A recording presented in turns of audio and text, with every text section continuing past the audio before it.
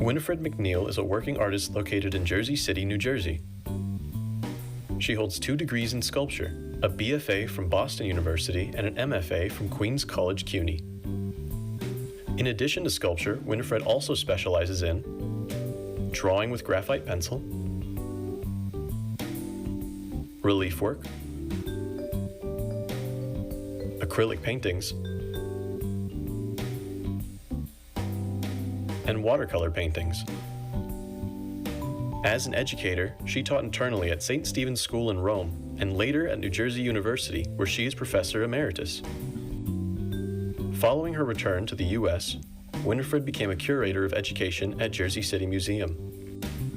And today, Winifred creates her art in a private studio in Hoboken, New Jersey, where, after 45 years, she still draws inspiration from the world around her.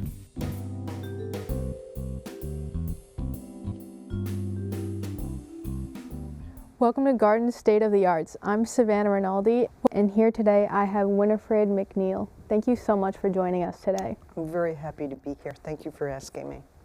Can you please describe your art for us? Sure.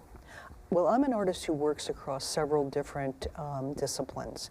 Sculpture in plaster and clay, painting in oil, acrylic, and watercolor, and assemblage. Assemblage is that of taking an ordinary object and making something else of it. And across all of these different ways of working, the thing that remains constant for me is the act of drawing and the act of seeing. Now, tell me, did you always think that you were going to be in the world of the arts? Well, from early on, I didn't know what that meant, to be within the world of the arts. But I've always been very interested in the world and in seeing the world and in seeing what's the beauty of the world, I think, I would say. So obviously the environment influences your art? Very much so, yeah.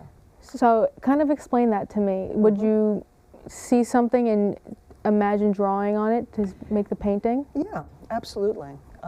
Yeah, the materials very much inspire me. And one of the things that's also a constant through all my work is this idea of the fragment, and the idea that a piece of something that might have been lost is recovered and found and stands for a bigger idea. This piece here is an example of that. This is it seems to be a fragment of perhaps a larger wall. It's a drawing on acrylic on plaster. And plaster is a medium that I've worked in for many, many years, and that's one of my favorites, but it's not the only one by any way. So. Is there any meaning that the viewer would need to see, especially like with the bird?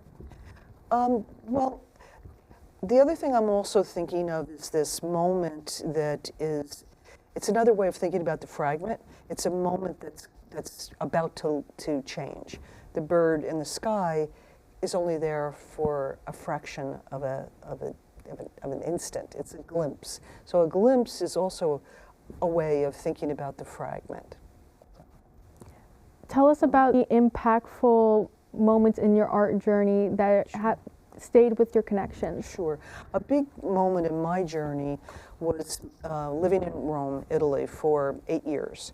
And during that time, I really was able to understand not only Italian culture, but also the effect of that on my natural inclination to make art. One of the things that I learned there, is looking at that art, is that all throughout history in Rome, they would take, for instance, a piece of stone from the Roman era, and they would put it in a wall that was a medieval building, and this would happen all the time. And so for me, that really gave me this idea that a fragment stands for more than just itself. It's a piece of history that it carries with it. And so living in Italy was a very big, important influence in my life. What did you enjoy the most of being an art professor? What I've enjoyed most is, of course, my students. My students have just, watching them grow and grow into their lives as artists, and in my case, art teachers. I trained a lot of people to become art educators, and seeing them grow and go out into the world and become professionals, it's just wonderful. They're just doing wonderful things in the world, and that just gives me a lot of joy. What have you struggled most with your art? What I've struggled most with in the arts is something that's similar to most artists. I struggle to to find a balance between being in my studio and being at work, in this case as a professor at New Jersey City University. One always has to find that balance, but one also always has to keep working. If you can make one change in the art culture, what would it be and why? The biggest change I think I would love to see is for the United States of America to support artists in particular, not just the famous artists or the big productions, but the artists who are growing up, who are learning to be. For instance, in the Netherlands, they have a long history of really supporting their artists and giving them grants, giving them opportunities, which in America you really don't have that. Yes, there are grants, yes, there are opportunities, but compared to other countries, you really have to become a professional in fundraising to do that. It's value the arts as an important part of our culture, as important as math, as important as reading and writing, because the arts are a non-linear way of thinking and working. And this is something that we really need to cultivate and support in our civilization, I feel. Yeah. I definitely agree. Mm-hmm. The arts are so important, especially nowadays. It represents culture. Yes. Moving forward, what are your artistic goals? Well, at this point in my life, my biggest artistic goal is to stay healthy and to keep working. As I said, I always work in sets of series, so my latest series is quite large, and I'm looking forward to continuing that and see what ideas that come from that series will lead me to next. Producers have a video, and we would like you to describe your process. Sure, this is a video that is showing the process of the larger works from this Horizon series. They are all works that appear to be very heavy, but they're actually quite light because they're made on this foam core. Here I'm preparing the foam core by roughing it up, and now here I am applying gauze through which I will pour plaster and spread the plaster on top of this larger form.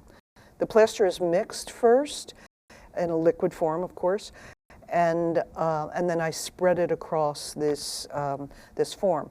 Now, because I already had come up with the idea that this series would be about the horizon, the way that I apply the plaster is in these horizontal strokes, again and again. And when I'm working on the plaster, when I start again on the next day working at it, I have to wet the plaster, which you see there. And this is here applying another layer of plaster on top of the first, ensuring that it adheres well to the first layer and creates this low relief, which you can. I'm also working sanding it, and sanding some places more than others.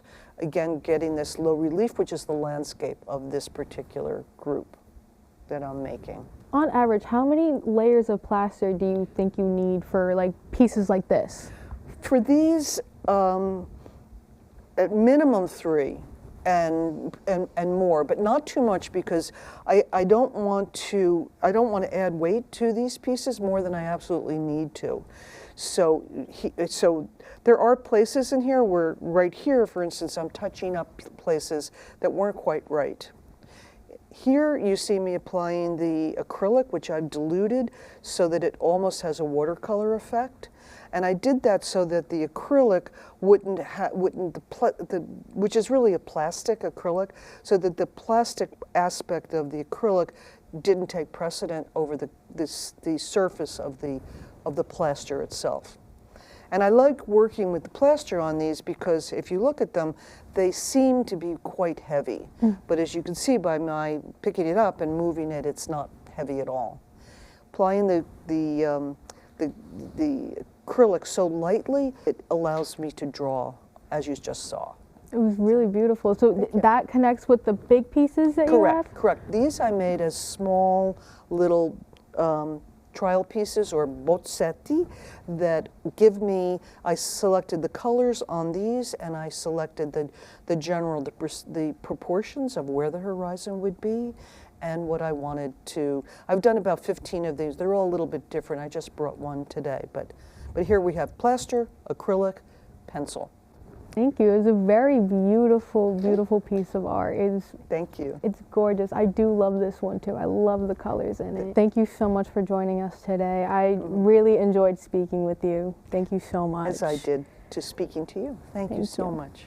All right. Thank you for watching Garden State of the Arts.